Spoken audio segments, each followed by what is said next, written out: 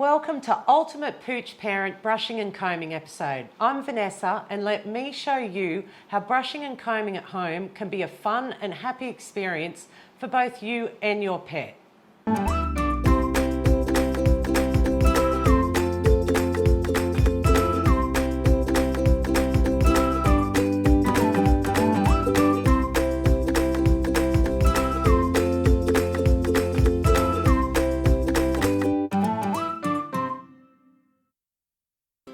The best time to do this is after a bath and condition or in between baths with conditioning spray.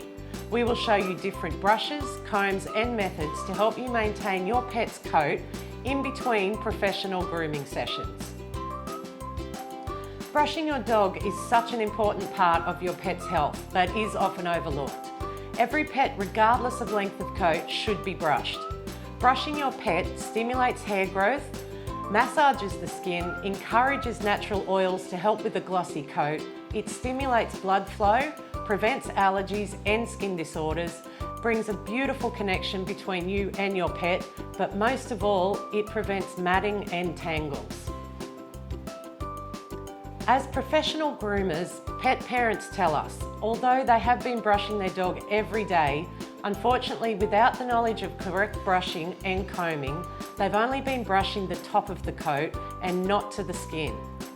So the top of the coat looks brushed, but lurking underneath can be a carpet of solid mats, pulling on the skin. At Groomer Nation, we are here to help you avoid that problem. Let me explain why your pet gets tangles. The hair follicle is a shaft that is surrounded by a cuticle, which is covered by scales similar to fish scales. They project up and outward. When the coat is not maintained correctly, the scales become uneven, raised and dry. And due to the lack of oil on the hair shaft, this encourages the edges to lock into each other. The longer the tangles are left, the worse the tangles will become, and they can form into solid knots. If you can imagine the feeling of hundreds of tight rubber bands throughout your hair, and each time you moved your head, those knots would pull. This is the same feeling a pet feels when they are matted, except their pain isn't concentrated just on their head, it's all over the body, like under the armpits, on their legs, or worse still, in their groin. Ouch. When there is matting, this needs urgent attention by a professional groomer. Another common misconception we hear often from our pet parents is that your pet does not need to be groomed, brushed or clipped before 6 months of age. This is incorrect. Puppies have fine hair that is slowly replaced by a coarser adult hair which comes out of the same follicle.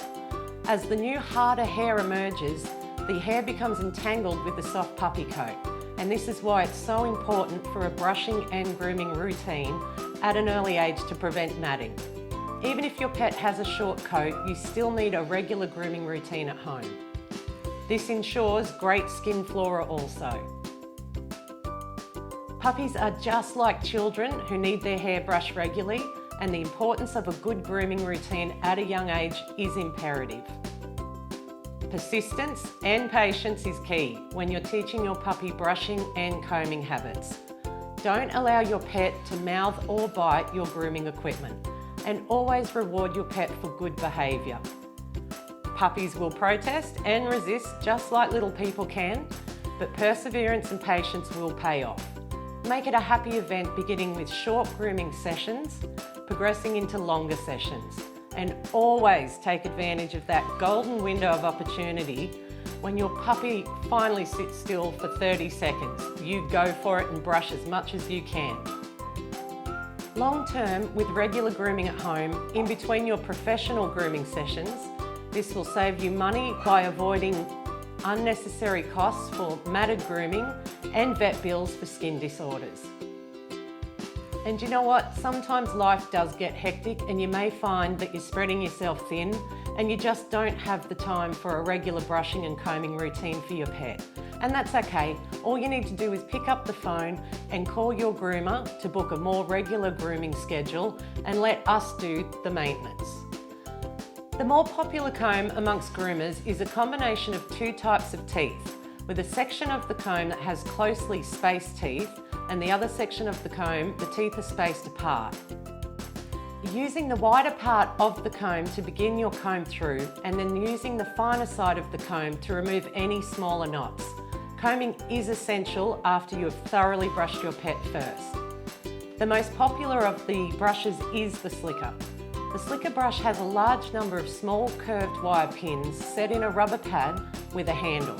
It is designed to tackle coats at a deeper level and is effective by working right down to the skin, unlike a soft bristled brush or a pin brush. Slicker brushes normally come in 3 styles: soft, medium and hard.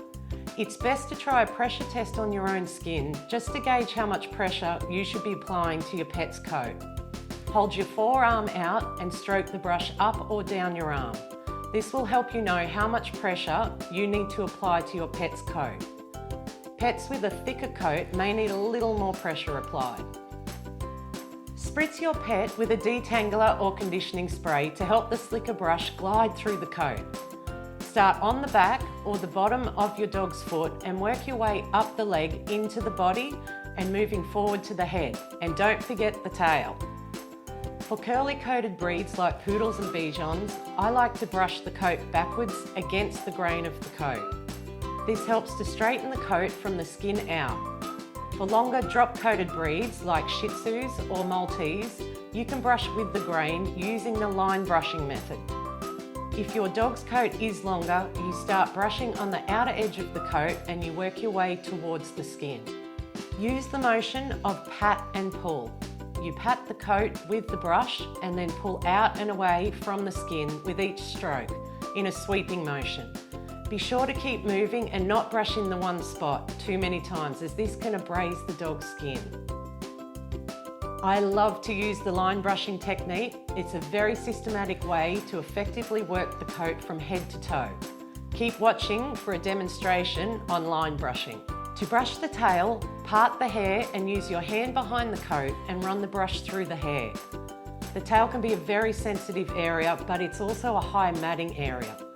It's important to pay attention here. Give the tail a mist of conditioning spray to make the grooming easier. To finish off your pet, you must go through the coat with a comb. This ensures you don't miss any tangles. Starting with the wider section of your comb first, work your way through the entire coat again with your comb in a circular motion from the skin out, paying special attention to friction areas that mat easily, like behind the ears, in the armpits, under the chest where a harness can rub, and the collar area, and also in the groin. I'm going to demonstrate line brushing. Line brushing is just a method of brushing in sections.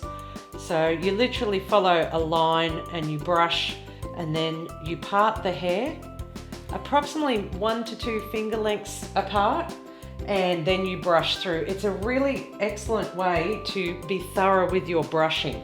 So you can either use a comb or a chopstick, whatever suits you, to hold the hair back, depending on the length, obviously, of the dog's hair. So we'll hold it all back here. And then you simply follow that down and brush it out. And then you're going to section it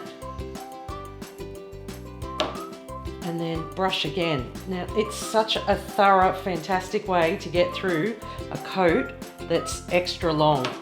This way you don't miss any bits, and that ensures that there's no matting, which of course causes skin disorders and all sorts of nasties if you don't keep your dog brushed. And you can do this right through your entire dog if you do section by section. I hope you've enjoyed this episode, and I look forward to seeing you real soon.